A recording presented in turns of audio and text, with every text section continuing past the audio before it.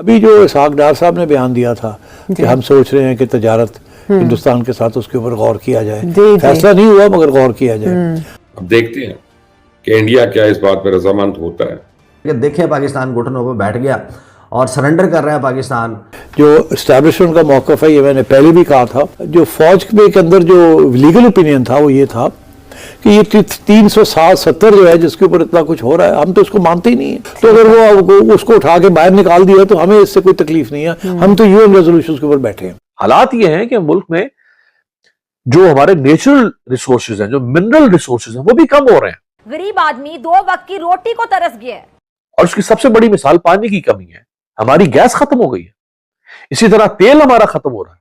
पाकिस्तान को energy crisis का सामना है, मुल्क में इंफ्रास्ट्रक्चर नहीं है। आप लोगों का कोई अगर डिस्प्यूट है वो अपनी जगह पे चलता रहे, मामला आपके दीगर चाइना और हिंदुस्तान के दरमियान क्या क्या कुछ नहीं होता, ये काम भी हो रहा है। हम तो अजीब से ही लोग हैं, अजीब व गरीब लोग हैं। जय हिंद बंधुरा, आमी दीप और आपनारा देखছেন আপডেট इंडिया। বন্ধুরা, আমাদের বিদেশ মন্ত্রী এস জয়শঙ্কর স্যারজি তিনি অনেকবার পাকিস্তানকে বলে দিয়েছে একই টেবিলে বসে সন্ত্রাসবাদ তো অপরদিকে ব্যবসা, ভারত পাকিস্তানের সাথে এটা কখনোই করতে চায় না। মানে একই নদী দিয়ে রক্ত তো অপর নদী দিয়ে ভারতের সেনাবাহিনীর লাশ, আর অন্য দিক দিয়ে ভারতের সাথে পাকিস্তানের ব্যবসা, এটা কখনোই সম্ভব নয়। এর জন্য আগে আপনাদের নিজেদের ভেতরে সন্ত্রাসবাদকে দমন করতে হবে, তারপরেই কিন্তু ভারতের সাথে ট্রেড করব কি করব না সেটাকে নিয়ে আমরা ভেবেচিন্তে দেখব। দেখুন বন্ধুরা, একটা সময় ছিল আজ থেকে 5 বছর আগে, যখন ভারতের জম্মু কাশ্মীরের ভেতর থেকে বিভাবে 370 ধারা আর্টিকেলকে তুলে নেয়, তারপরে থেকে পাকিস্তান ভারতের উপর ভীষণ রেগে যায়। তারা ভাবে আমরা এই মুহূর্তে ভারতের সাথে সমস্ত ব্যবসা বাণিজ্য বন্ধ করে দিলে ভারত হয়তো আমাদের হাতে পায়ে ধরে তাদের কাছে নিয়ে আবার পুনরায় হয়তো এর উপর ব্যবসা বাণিজ্য শুরু করবে, বা আমাদের কাছে কিছু বলতে আসলে আমরা সেটার উপর প্রেসার বানিয়ে আমরা আবারও 370 ধারা আর্টিকেলকে পুনরায় বহাল করব। কিন্তু হয়েছে এটা তার উল্টো। ঠিক, ভারত তো পাকিস্তানের কাছে বলা তো দূরের কথা, পাকিস্তানকে ঘুরে জিজ্ঞাসা করেনি আপনারা আমাদের সাথে ট্রেড করবেন কি করবেন না। আপনারা ট্রেড বন্ধ করেছেন আপনাদের একান্ত ব্যক্তিগত ব্যাপার। যাই হোক, সেই ঘটনা ঘটে যাওয়া 2019 সালের পরে এখন 2024 সাল, প্রায় 5 বছর হতে চললো। এখন পাকিস্তানের মনে হচ্ছে তাদের ইকোনমি অর্থাৎ জিডিপি কে পুনরায় ট্র্যাকে ফিরিয়ে আনতে হলে ভারতের সাথে ব্যবসা অবশ্যই করতে হবে।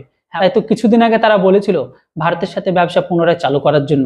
তো এর উপর বিদেশমন্ত্রী বলে দিয়েছিল আগে সন্ত্রাসবাদ দমন করো, তারপরে টেবিলে আসো একটা ভালো দেশের মানুষ হয়ে। হ্যাঁ বন্ধুরা, এখানে পাকিস্তানের ফিজা খান ভারতের উপর প্রচন্ড রেগে যায়। যাই হোক, ওনার ভিডিওগুলো তো আপনারা দেখেছেন। কিন্তু এখন পাকিস্তানের কিছু বুদ্ধিজীবীদের বক্তব্য যে 370 ধারা আর্টিকেল ছিল ভারতের একান্ত ব্যক্তিগত ব্যাপার, সেটা ভারত তুলবে কি তুলবে না এতে আমাদের কিছু যায় আসে না। আর এই মুহূর্তে ভারত যেটা করছে সেটা একান্ত ভারতের ব্যক্তিগত ব্যাপার ছিল। তাই এই মুহূর্তে আমাদের সবকিছু ভুলে গিয়ে আবারও পুনরায় ভারতের সাথে আমাদের ব্যবসাকে চালু করা উচিত। তো যেটা হোক বন্ধুরা, আগে পুরো ভিডিও ক্লিপটি দেখে নিন। আর হ্যাঁ, চ্যানেলটিতে নতুন হলে সাবস্ক্রাইব আর ভিডিওটিকে লাইক করতে কিন্তু ভুলবেন না, কারণ আপনার ছোট্ট লাইক আর সাবস্ক্রাইব আমাকে মোটিভেট করে এরকম টাইপের ইন্টারেস্টিং ভিডিও আপনাদের সামনে নিয়ে আসার জন্য। তো চলুন ভিডিওটা আগে দেখে নিন। बुनियादी बात यह कि आपने किस प्रिंसिपल के उसूल के तहत इस तजारत को बंद किया था। आपने वो जो घड़ी काउंट अप क्लॉक है वो आपने क्यों लगाई थी सरीना के उस चौक के ऊपर, सरीना होटल है जहाँ पर इस्लामाबाद में जो रास्ता बनता है पाकिस्तान की तमाम जो पाकिस्तान में मौजूद सफारत खाने हैं, जो डिप्लोमेटिक ऑनक्लेव है जहाँ पर डिप्लोमेटिक कम्युनिटी रहती है, आपने वहाँ पर एक घड़ी लगाई थी। वो घड़ी उतर गई, गायब हो गई, किसी को पता ही नहीं चला कि कैसे गायब हो गई, किसने वो फैसला लिया। काकड़ साहब के दौरे हुकूमत में इंडिया ने जुल्म और बर्बरियत की। 5 अगस्त को इलीगली यूनिलैटरली अपने तौर पे उसने ये एक्शन लिया, लिहाजा हमने कहा कि ये घड़ी लग गई है और इस इवेंट को मार्क करेगी और जिस दिन ये रिवर्स होगा उस दिन उतरेगी जाके।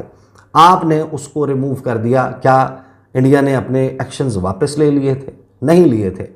तो जो आपने पोजीशन ली थी, आप अपने पोजीशन से यूनिलैटरली पीछे जा रहे हैं। यही तजारत वाला मामला है।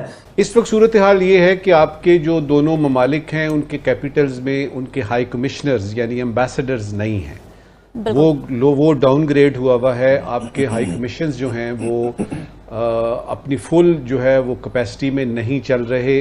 नंबर 2 ये है कि बातचीत का सिलसिला है ही नहीं किसी भी किस्म का। वो किसी ज़माने में होता था, हम लोग फॉरेन सेक्रेटरी लेवल टॉक्स करते थे, फॉरेन मिनिस्टर्स आपस में मिलते थे। अगर बायलैटरली नहीं मिल रहे तो आप किसी बड़ी यानी जो आपकी कॉन्फ्रेंस है यूनाइटेड नेशंस की जनरल असेंबली का इजलास हो रहा है तो उसके बाद जज में साइड लाइन में मिलते थे। फिर हम ये देखते थे कि क्रिकेट टीमें आ जा रही हैं वगैरह वगैरह। इसमें से किसी किस्म की भी कोई बात नहीं हो रही बशमूल उस तिजारत के जिसका कि आपने जिक्र किया है। इस मुल्क के इंटेलेक्चुअल्स को, उस मुल्क के इंटेलेक्चुअल्स को आपस में इंटरेक्ट करने दो, सियाहत को फरोग दो, कोई फलाना फलाना, बाकी अपने मामला जारी हो। पता नहीं क्या है ये, तो इस तरह फुटपाथ ये जो होते हैं ना, ये लोचे लफंग फुटपाथों पे इस तरह बिहेव करते। सबसे पहले तो ये बात करते हैं कि क्या अगर पाकिस्तान आज डिसाइड करता है कि हिंदुस्तान के साथ हमने तिजारत शुरू करनी है तो हिंदुस्तान मान जाएगा?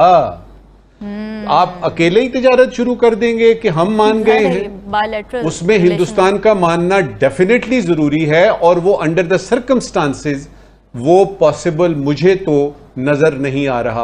अब औरंगजेब साहब से जब सवाल होता है, मैं आपको बताता हूँ औरंगजेब साहब ने प्रिसाइजली, उनसे तिजारत के हवाले से बात हो रही, उनसे सवाल हुआ, वो यूटिलिटी स्टोर वगैरह के दौरे पे गए हुए थे कराची, तो उनसे गुफ्तगू हो रही थी, तो उन्होंने कहा कि आप सुना कि कह रहे हैं सागडार साहब के ट्रेड ओपन कर रहे हैं, तिजारत ओपन कर रहे हैं, तो उन्होंने कहा कि मईशत की बेहतरी के लिए मज़ीद इक़दाम करने होंगे, तो हम भारत से तिजारत की बात पर कोई तबसरा नहीं करूँगा। उनको भी पता है कि ये बड़ा सेंसिटिव सब्जेक्ट है। पाकिस्तान में खड़े होकर पाकिस्तान का वज़ीर ख़जाना कह रहा है कि ये एक सेंसिटिव सब्जेक्ट है, मैं इस पर तबसरा नहीं करूँगा। और हमारे वज़ीर ख़ारजा जो समझते हैं, उनको समझना चाहिए कि इसकी नज़ाकत कितनी है, ऑफ द कफ रिमार्क्स दे दी जब आपको पता है कि इंडिया में इलेक्शन होने जा रहा है। इंडिया में इलेक्शन है और इलेक्शन के दौरान उन्होंने आपको चपेड़ें लगानी है इस बात के ऊपर। वही किया राजनाथ सिंह ने और सुब्रमण्यम जयशंकर ने।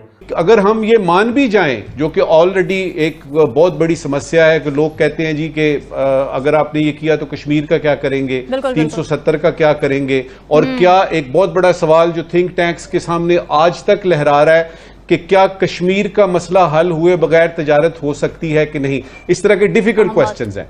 तो उसमें दूसरे पर यानी जो आपका मरहला है ना कि तिजारत शुरू हो गई तो क्या होगा, पहले तो पहले मरहले को देखते हैं। उसको देखते हुए जो है वो मुझे ये लग रहा है कि ये एक स्टेटमेंट है ताजरों को खुश करने के लिए। हम सबको पता है कि इंडिया इस वक्त आपसे किसी किस्म की बात करने को तैयार नहीं है। 5 साल के गैप के बाद, शहबाज शरीफ की हुकूमत बनने के बाद, पाकिस्तान का सफारत खाना पहला इवेंट कर रहा है नई दिल्ली में।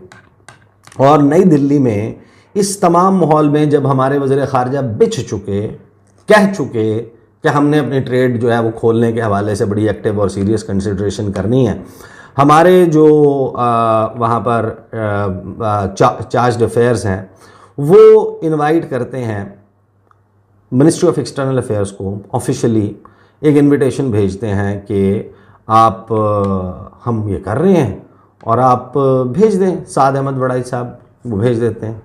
पहली बात यह कि इंडिया इन तमाम ये सॉफ्टनेस दिखाने के बावजूद इंडिया कहता है कि हम नहीं आएंगे, आपका यौम पाकिस्तान का event we are not coming. India की कोई ऑफिशियल रिप्रेजेंटेशन वहाँ पर नहीं होती। इंडिया ने लिफ्ट ही नहीं कराई, पाकिस्तान के इस इवेंट के ऊपर नहीं गया। ऑफिशियल्स ने स्किप किया ये इवेंट और कंफर्म किया इंडिया टीवी को कि पाकिस्तान हाई कमीशन ने फॉर्मली सरकारी तौर के ऊपर दावतनामा मिनिस्ट्री ऑफ एक्सटर्नल अफेयर्स को भेजा था और मिनिस्ट्री ऑफ एक्सटर्नल अफेयर्स ने डिसाइड करना था कि हमने फॉरेन मिनिस्टर को भेज रहे हैं, फॉरेन सेक्रेटरी को भेज रहे हैं, किसी एडिशनल सेक्रेटरी को या किसी भी कोई ऑफिशियल जो है वो नहीं भेजा गया। তো বন্ধুরা, পাকিস্তানিদের কিছু বুদ্ধিজীবীর বক্তব্য যে এখন যদি তারা ভারতের সাথে ব্যবসা বা বিজনেসকে চালু করে তাহলে এতে নাকি পাকিস্তানের থেকে ভারতেরই বেশি লাভ হবে। তা ভাই, আমাদের যদি লাভ হয়ে থাকে বা লস হয়ে থাকুক, আমরা তো কখনো পাকিস্তানকে বা কোনো কাউকে গিয়ে বলছি না যে তোমরা আমাদের সাথে বিজনেস করো। আর যদি তাই হয়ে থাকে তাহলে পাকিস্তানের কেন এত উৎসাহিত এখন ভারতের সাথে বিজনেসকে করার জন্য? আসলে বন্ধুরা, পাকিস্তান এখন পুরো পাগল হয়ে গেছে।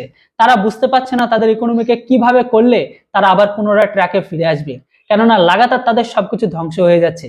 তাই এমতো অবস্থা চাই কোন রকম ভারতের সহায়তায় তারা আবার যদি তাদের অর্থনীতিকে কিছুটা হলেও খাড়া করতে পারে তাহলে তাদের সন্ত্রাসবাদ আর জঙ্গিমূলক কার্যকলাপগুলো আরো বাড়াতে পারবে। তো বন্ধুরা, এবার আপনারা বলুন, পাকিস্তান যাই কিছু বলুক না কেন, এরকম সন্ত্রাসবাদ উৎপাদনকারী দেশের সাথে আমাদের কি ব্যবসা করা উচিত না উচিত নয়? অবশ্যই আপনাদের মতামত কমেন্ট বক্সে লিখে জানান। Thanks for watching. জয় হিন্দ, বন্দে মাতরম।